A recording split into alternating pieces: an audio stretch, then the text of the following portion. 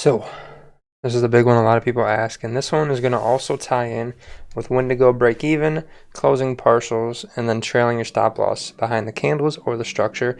It's just going to be kind of worded a little differently, but they're going to go hand in hand all together, because initially managing your trade, you are minimizing. But there's a couple different techniques I want to go over that can hopefully help give you some direction on a couple different ways you can go about it, and then you can try each of them and see which one you like, which one fits your personality best. Because remember, that's going to be what is important. So everything you're learning in the beginner course and now the intermediate advanced course is whatever's said in these videos is not exactly what you should do. It's ideas on what has worked for me and what I have found to work for people in the mentorship. And you can kind of pick bits and pieces and find stuff that you like. So if there's anything that is being said in the videos that you like or you think is a good idea that'll work, try it out. If it works, great. If it doesn't, there's going to be something else you find that works. Or maybe what I say gives you an idea to try something else. So you got to make sure you're building your own style of trading. These are just kind of the tools to help you filter through what's going to be better than something else. So gonna be a short, quick one. There's a couple techniques. So remember, minimizing is going to be basically closing partials, going break even, trailing your stop loss, which are covered in the next videos.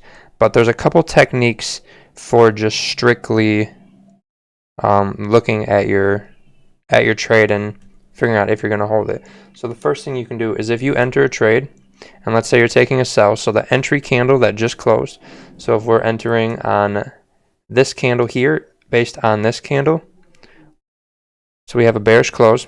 If the candle closes against you, so once this one closed bullish, you exit your trade. Just simple as that every time. If you enter sells here, you're good. If you didn't secure, maybe you exit there. Let's see if we can get another. If you enter buys here, closes against you, exit, and then you can always look to re-enter. So the cool thing with that is, let's say we took an entry here, and we use this spot a lot, but it's okay. We'll just set this 1-to-1. So if this was your initial risk, so let's say it was 10 pips. The math is simple for me. So let's say 10 pip stop, you risked one lot, so $100. And we're going to exclude commission spread just so it's simple. And once that candle closed against you, you got out.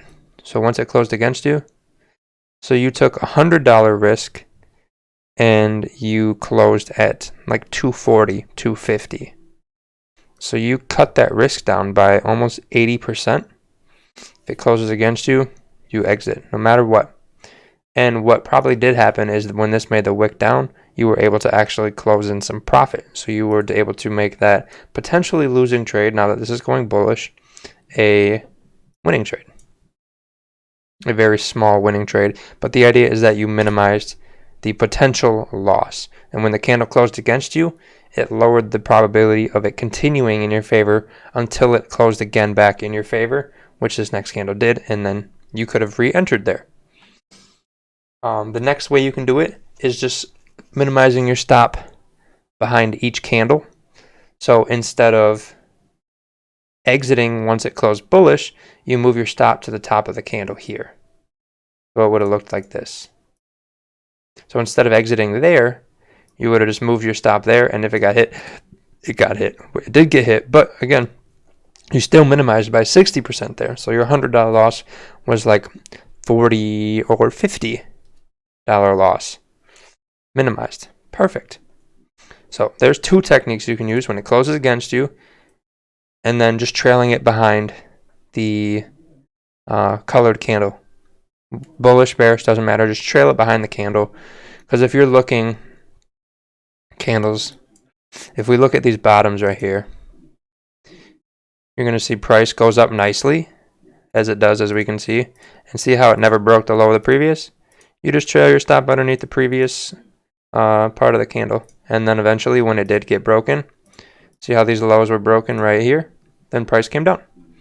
Simple as that. That's another way you can do it. And again, here you just go the other way here You trail it from the tops like that, and then once it gets broken, so on and so forth. I think I have one more. We got behind the candles. The other way you can do it is trail it behind the structure, but you're going to learn about that in the next one, so I'm not going to cover it here. But minimizing going to also be preference. A lot of this stuff in these next upcoming videos are preference based.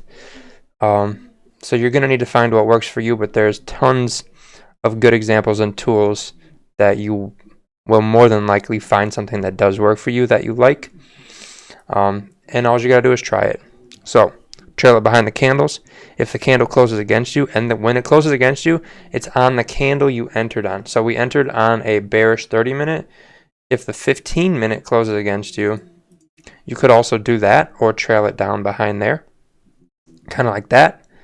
But you don't, when you're waiting for it to close against you, it's got to be on the same time frame you entered on.